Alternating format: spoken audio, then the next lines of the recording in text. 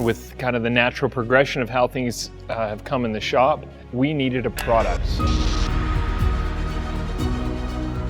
I'm certainly not saying that we're done taking the GTR to Pikes Peak, but what I am saying is we needed to do something different.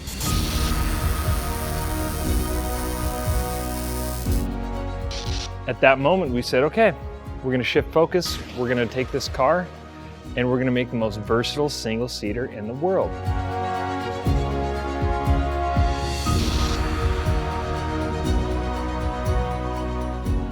It's gonna be fast on asphalt, it's gonna be fast on the dirt, and the snow, and the sand. Hill climbs to road courses, it doesn't matter. We're gonna make this single platform good at everything.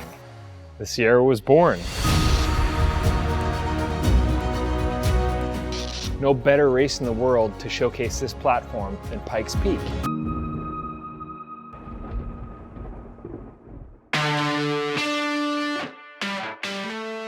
I wanted 2 entries for Pikes Peak. I wanted one for myself and one for a teammate, and that teammate was undecided at the time. But as we got closer to race day, the reality of me getting a second entry was not possible.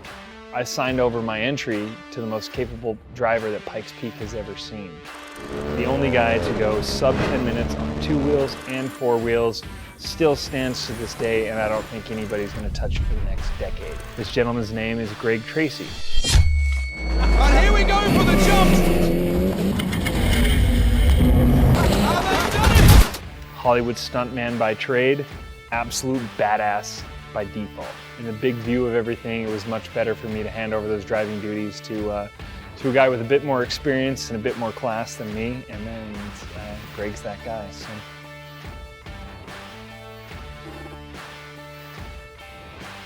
So today we're at the bottom section of Pikes Peak, where all of the qualifying takes place. We've made it here just in time. We're hoping to make 4 or 5 runs this morning, but clock's ticking.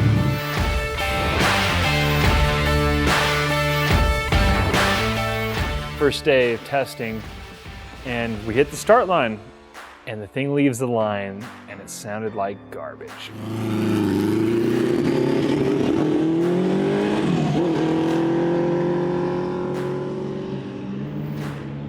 In the pits, it's fine. On the dyno, it's fine. But on the mountain, in actual running conditions, it's not fine. So off all the slow speed corners, completely cuts out. As soon as I lift off the throttle, roll through the slow speed stuff, and go to get back on, just cut. As we suffered through the first day of practice, it was just us getting our asses kicked. Throttle position sensor that's not wide open or at idle, and also, low RPM where it needs to pick back up and clean up. It's probably on the rich side, and so Scott's gonna mess with that, and we'll send it back out and see how that goes. But it's qualifying day. What are you gonna do? You can't pack up and head home. You just gotta roll the dice and send it, and so we did.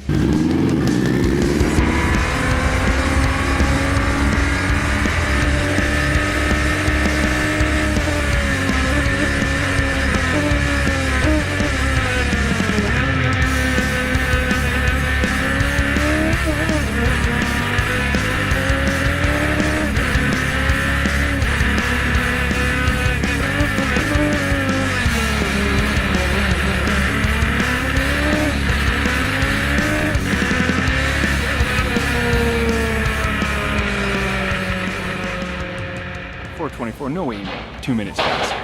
No way.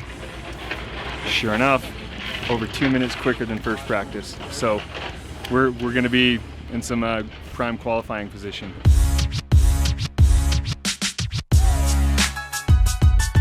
If you're gonna be stuck at Pikes Peak, trying to figure out what the hell is going on with your race car, you might as well be a JC Fab.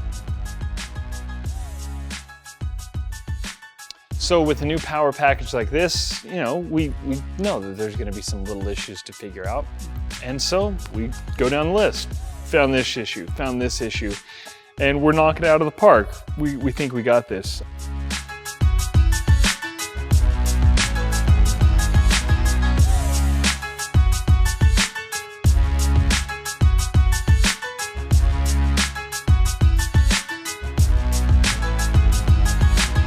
He called it an ATV.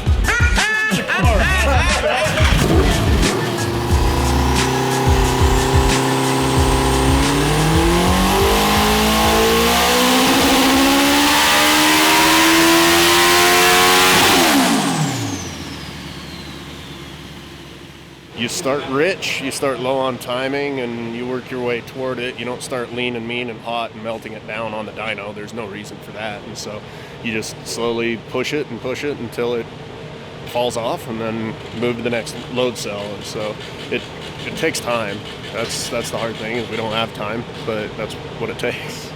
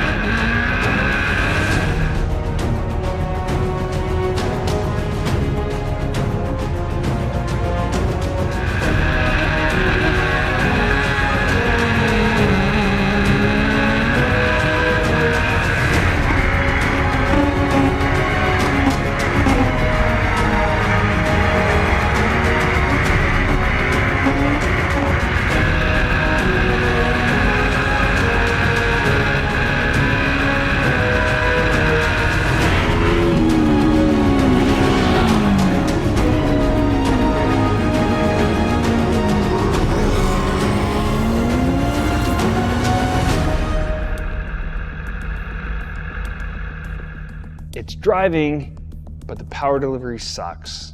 We're having a lot of cutting out. It's making it hard for him to commit to throttle through corners because it's just bucking and spitting and sputtering and causing him a bunch of fits.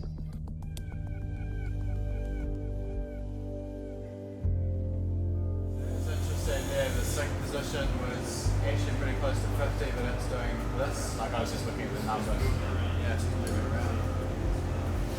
Well, so the plan is to come back, fix a couple things. I don't remember when that was. Was that 2 days ago? Was that yesterday? Was that 2 days ago? And I can tell you without a doubt, everybody that helped out on our team, whether they were on our team from the day we showed up, or we drug them along from the moment we got there, put in 100% effort. There wasn't time for sleep. We're sleeping on the floor just to get 20 minutes here or there.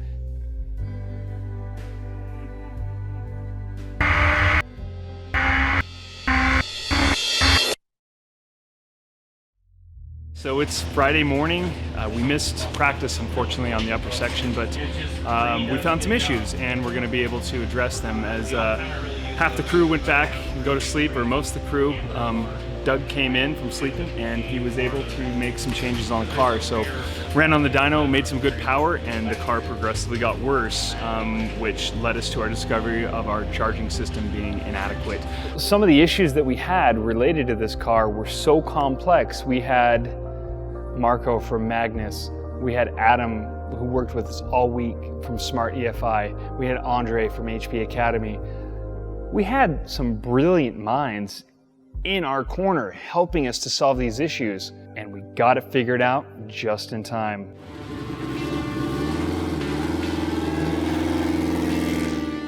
We hit the track.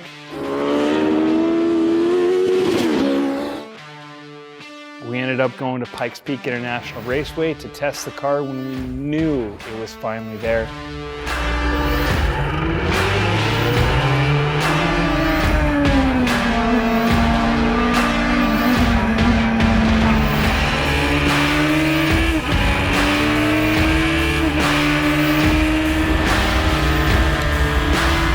The car was making consistent clean laps and wiping the track of every car in its way.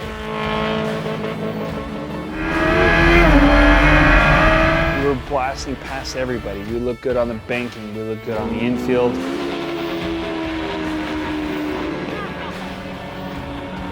car is just working amazing. Brakes are incredible, motor's on par. I mean, we've got a tremendous amount of horsepower. Chassis is fantastic, so really couldn't be happier going into the race. Well, I think we found the magic ratio. You put in 5 struggle days and you get 1 good day. And hopefully that's, one day carries over to race day.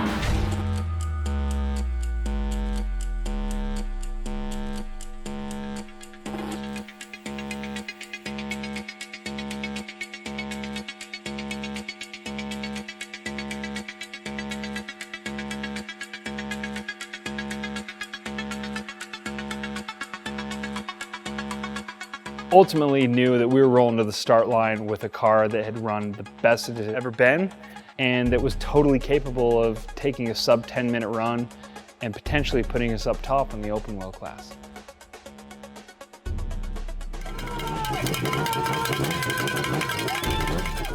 We're sitting in about the middle of the pack, right behind Travis Pastrana, and waiting for our chance to shine. The tire warmers are up to temp, the pits are full of our friends and family, and we're just counting down the moments.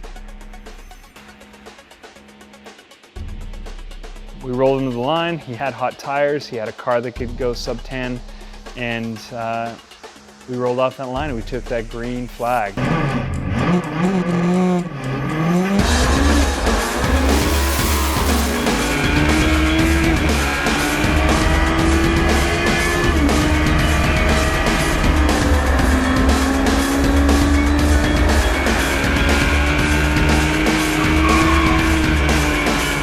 We watch, and I'm staring at first sector. I've got my stopwatch going, I'm looking, and I'm watching, and I know how much time he's in it. I know where we should be on pace for a sub 10 run, and I see we're a bit off of that pace in the first sector. Okay, maybe had a moment, a little bit of a slide, maybe too cold to tires, something like that. Didn't think too much of it. And the second sector, he should have pinged. He should have pinged. I'm waiting, I'm waiting, I'm waiting. And eventually he pings. Man, something's seriously off. He shouldn't be this slow. And we waited, and we never saw that third sector ping. So this is my first time not taking the green flag myself, and it's pretty simple. You get in the car, you take the green flag, you drive to the top, and this was a new year for me. This was a different perspective. He's not showing up in sector 3.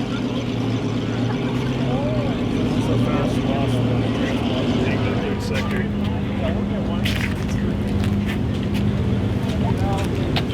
I guess Greg pulled over at the cove with a flat tire. And I was on channel 4 lining cars up, so I didn't hear it. Flat tire. That's what he said.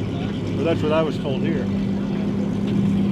About 4 corners in, he suffered the effects of that flat tire. The piece of debris he picked up between the green flag and the start line cut down the tire to where we run such a low pressure that a puncture can really reduce our pressures quickly. And by about the 4th corner, we watched in the video, he started to lose a lot of stability in the car.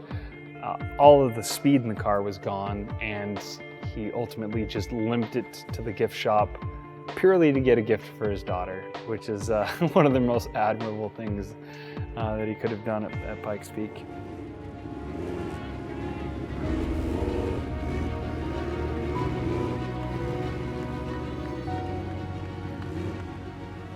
But to hear Greg come back up off the mountain and say how disappointed he was because he knew what a strong car we had. I can tell you guys right now, we could have won with this car. I know. 100% we could have beat Paul's time. That was a sub 937 car, 100% for sure. Took off the first turn or two, I was like, oh, we're good. I got this thing. Yeah. We would have had I think like a 75 mile an hour average the whole way. Just cooking. I just wanted to get back up there and do it again and double, triple, quadruple our chances with a multi-team effort to out and get what everybody truly deserves, and that's a quality result at Pikes Peak.